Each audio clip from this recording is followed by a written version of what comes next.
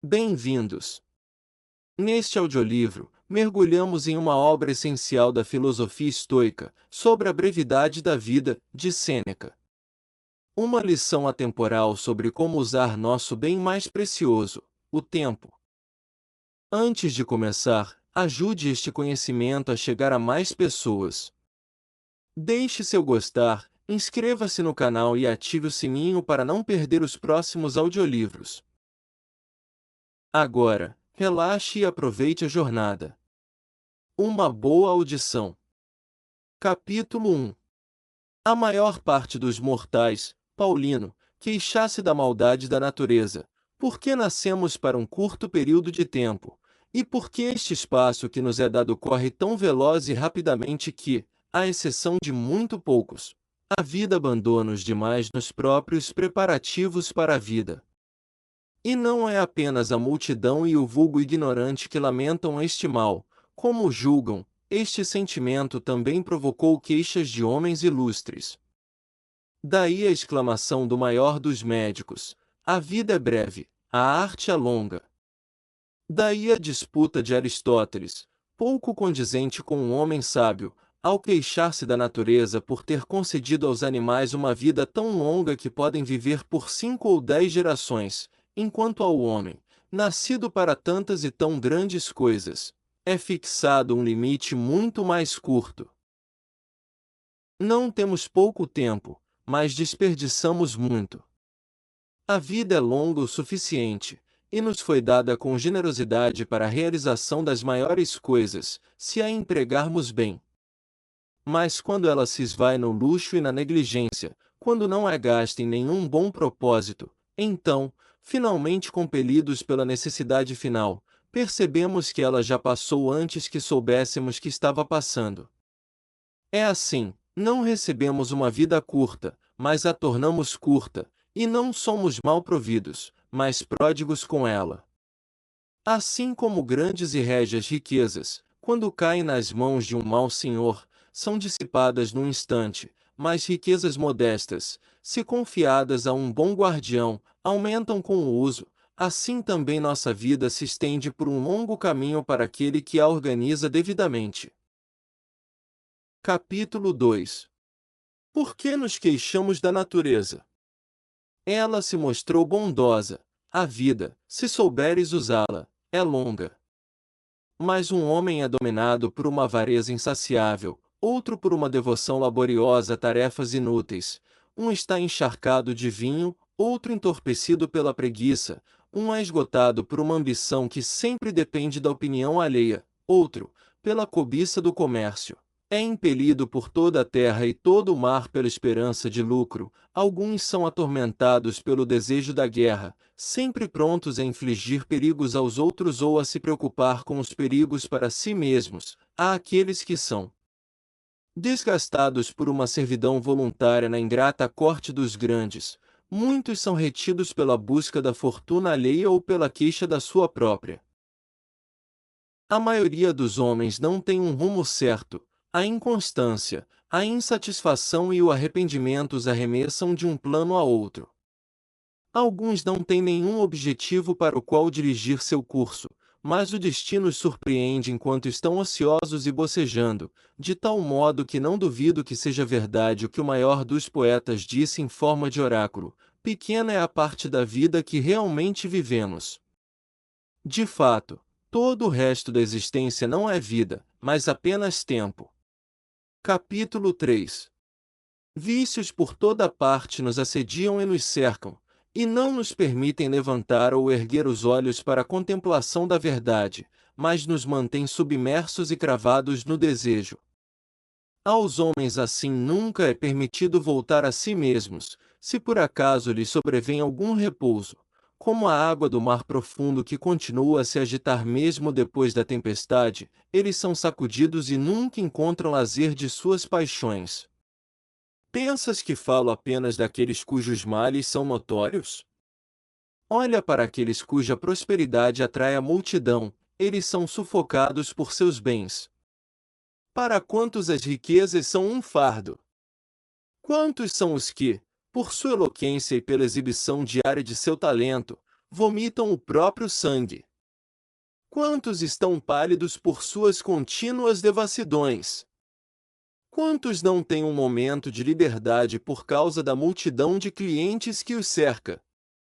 Percorre, enfim, todos estes, do mais humilde ao mais elevado. Este chama por uma fiança, aquele o assiste, este está em julgamento, aquele o defende, aquele outro julga, mas ninguém reclama para si a posse de si mesmo, todos se consomem uns pelos outros.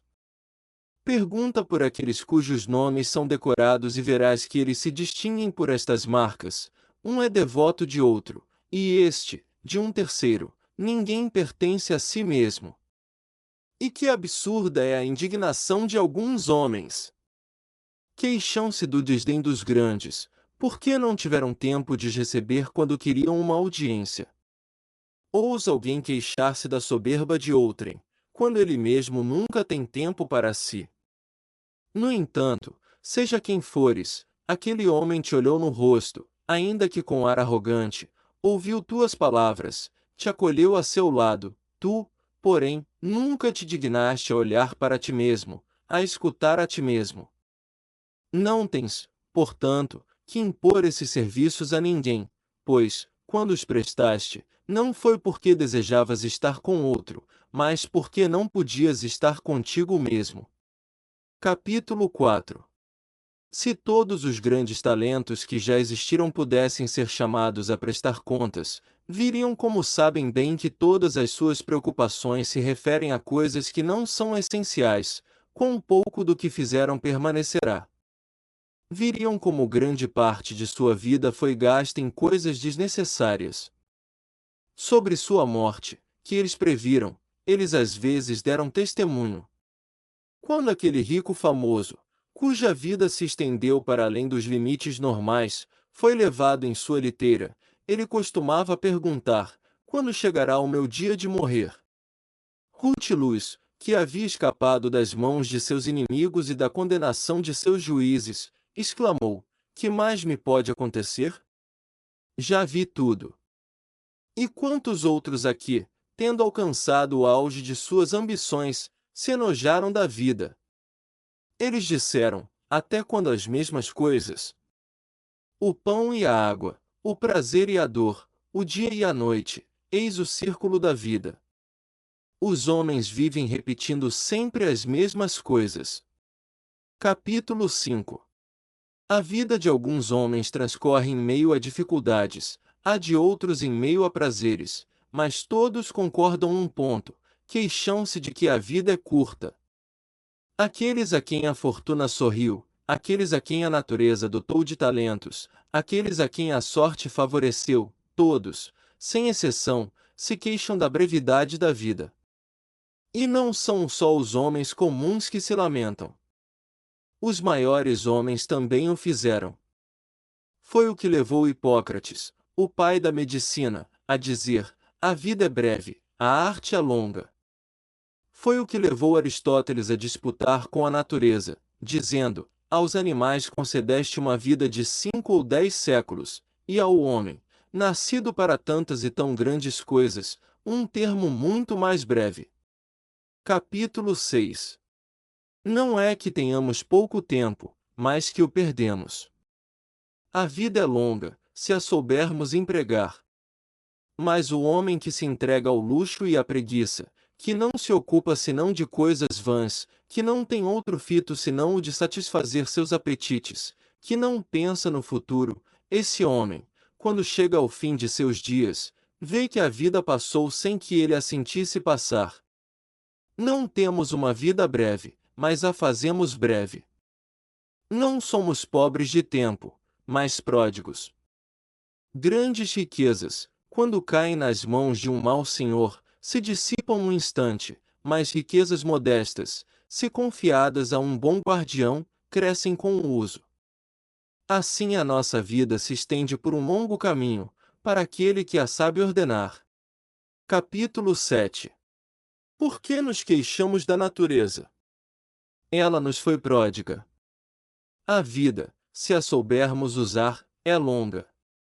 Mas um está possuído de avareza insaciável, outro se consome em trabalhos supérfluos, um se entrega ao vinho, outro à preguiça, um se fatiga com a ambição, outro se precipita em negócios comerciais, alguns se atormentam com a guerra, outros com a servidão voluntária. Muitos se consomem na busca da fortuna alheia ou na queixa da própria. A maior parte não tem rumo certo, a inconstância e a leviandade os arrastam de um desígnio a outro. Alguns não têm objetivo na vida, o destino os surpreende enquanto estão ociosos e bocejando. Por isso, não duvido do que disse o maior dos poetas: pequena é a parte da vida que vivemos. O resto não é vida, mas tempo. Capítulo 8. Os vícios nos assediam por toda a parte. Não nos deixam levantar nem erguer os olhos para a verdade. Mantém-nos submersos no desejo. Se por acaso nos dão algum repouso, como o mar profundo que se agita depois da tempestade, nunca estamos livres de nossas paixões.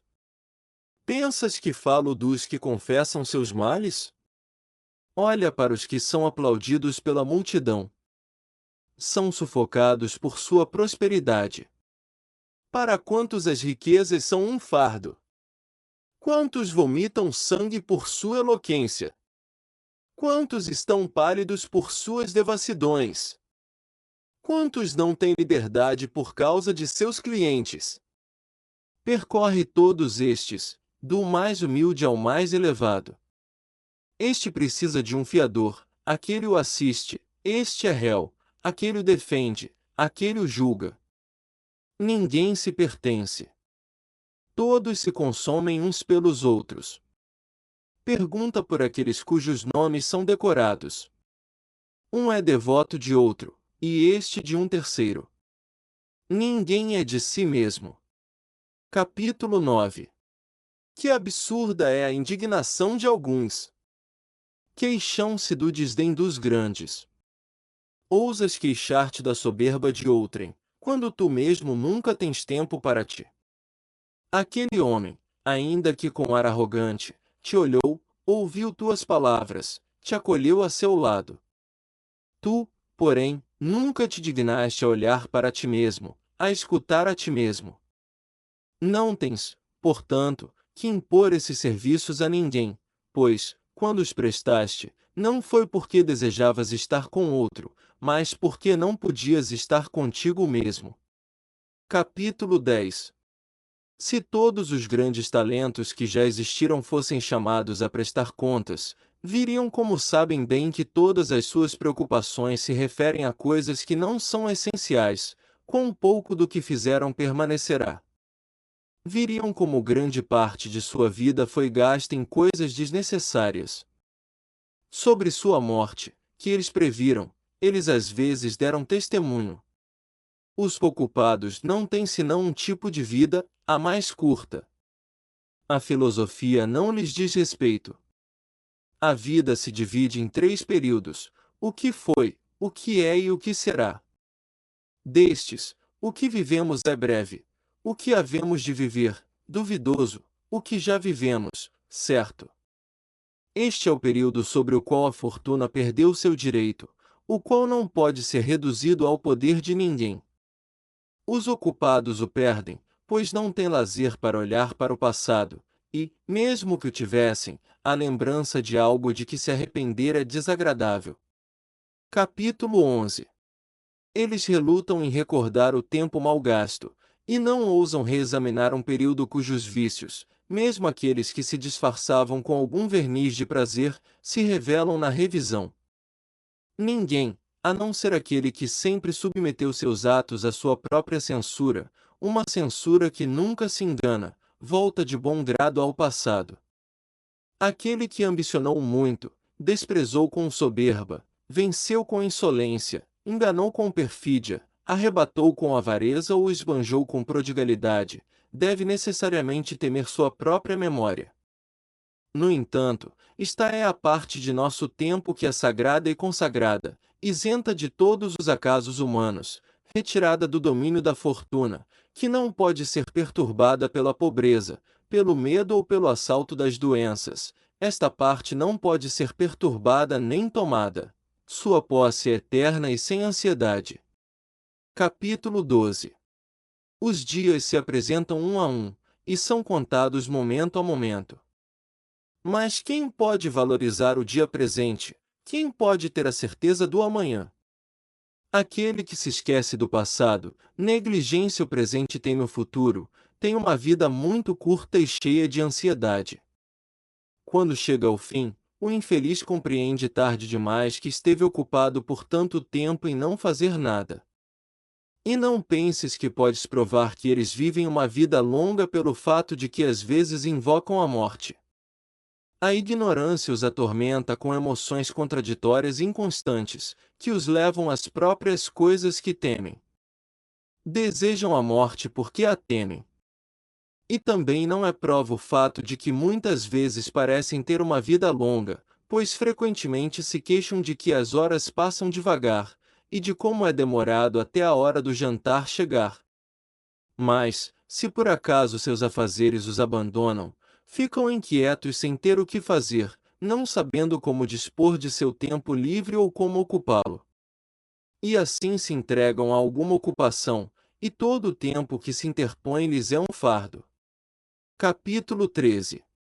É por isso que, quando se marca a data de um espetáculo de gladiadores, ou quando se espera o dia de algum outro espetáculo ou prazer, eles desejam saltar os dias intermediários. Toda demora para o que esperam é longa para eles. Mas o tempo que amam é curto e rápido, e tornado muito mais curto por sua culpa. Pois eles fogem de uma coisa para outra, e não podem se fixar em um único desejo. Seus dias não são longos, mas odiosos.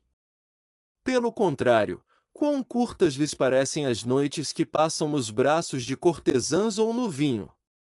Daí também a loucura dos poetas, que alimentam os erros humanos com suas fábulas, nas quais Júpiter, cativado pelos prazeres do amor, duplica a duração da noite. Que outra coisa é inflamar nossos vícios senão atribuir-lhes os deuses como autores e dar licença ao mal sob o pretexto de um exemplo divino? Podem esses homens não achar curtos os dias que lhes custam tão caro?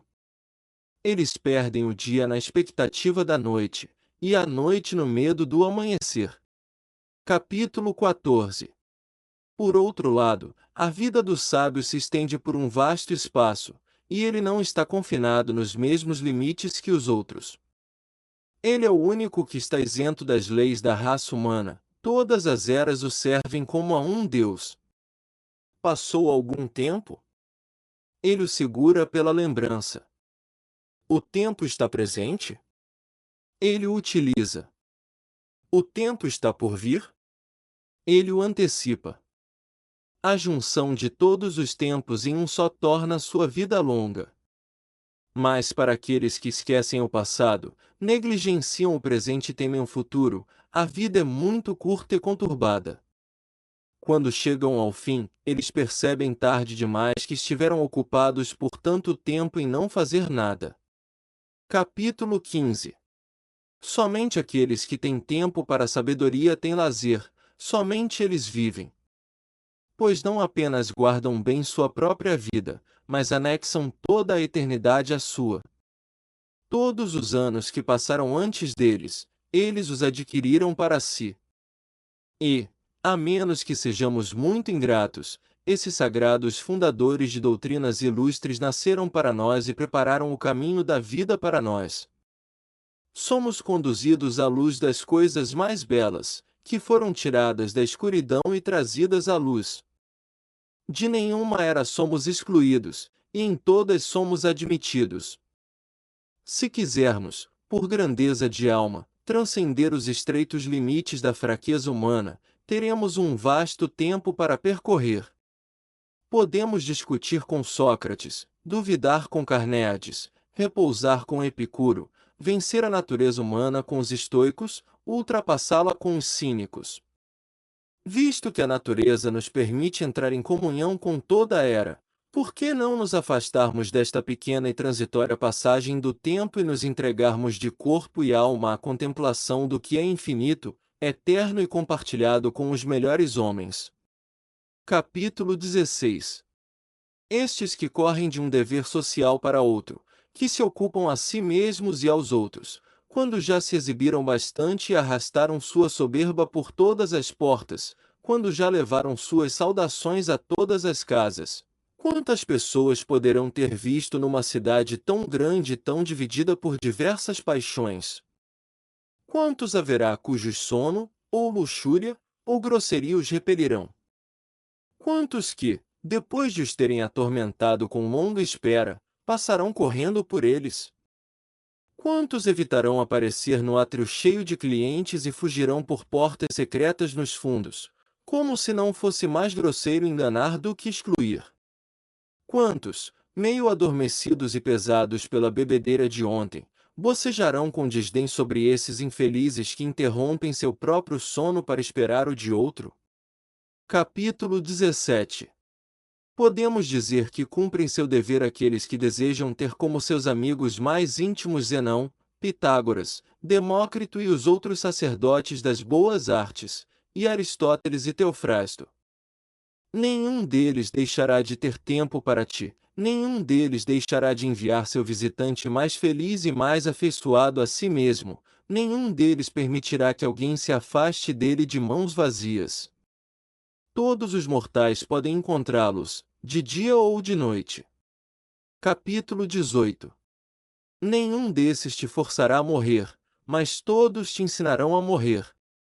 Nenhum deles desgastará teus anos, mas te emprestará os seus. A conversa com eles não traz perigo, sua amizade não é fatal, o cuidado com eles não é dispendioso. Deles poderás tomar o que quiseres, não será culpa deles se não tirares o máximo que desejas. Que felicidade, que bela velhice aguarda aquele que se entregou à clientela deles! Ele terá com quem discutir sobre as coisas mais pequenas e as mais importantes, a quem consultar diariamente sobre si mesmo, de quem ouvir a verdade sem ofensa, por quem ser elogiado sem adulação, a cuja semelhança se moldar. Capítulo 19. Costumamos dizer que não estava em nosso poder escolher nossos pais, que nos foram dados por acaso. Mas podemos nascer para quem quisermos. Existem famílias de grandes talentos, escolhe em qual queres ser adotado. Não herdarás apenas o nome, mas também os próprios bens, que não precisam ser guardados com espírito mesquinho e sórdido. Eles crescerão quanto mais os dividires. Eles te darão o caminho para a imortalidade e te elevarão a uma posição da qual ninguém é rebaixado. Esta é a única maneira de prolongar a mortalidade, ou melhor, de transformá-la em imortalidade. As honras, os monumentos, tudo que a ambição decretou ou construiu em pedra, logo perece, não há nada que a longa passagem do tempo não destrua e altere. Mas as obras que a filosofia consagrou, ela não pode destruir. Nenhuma era as obliterará, nenhuma era diminuirá sua força. A era seguinte e todas as gerações posteriores aumentarão a veneração por elas, pois a inveja se concentra no que está próximo, mas admiramos com mais sinceridade o que está distante. Capítulo 20. A vida do sábio é, portanto, muito longa. E por quê? Porque ele não se limita à sua própria época, mas anexa todas as eras à sua. A menos que sejamos muito ingratos, aqueles ilustres fundadores de doutrinas sagradas nasceram para nós, e para nós prepararam uma vida. Somos conduzidos por obra de outros a descobertas magníficas, tiradas das trevas para a luz. Não somos excluídos de nenhuma época, em todas temos acesso. E se quisermos, por um esforço de alma, sair dos estreitos limites da fraqueza humana, teremos um longo período pelo qual poderemos vagar. Poderemos discutir com Sócrates, duvidar com Carnéades, repousar com Epicuro, superar a natureza humana com os estoicos, e transcendê-la com os cínicos. Visto que a natureza nos permite participar de qualquer época, por que não nos afastarmos desta passagem do tempo, pequena e transitória, e nos entregarmos de alma e coração às coisas que são infinitas, eternas e comuns aos melhores,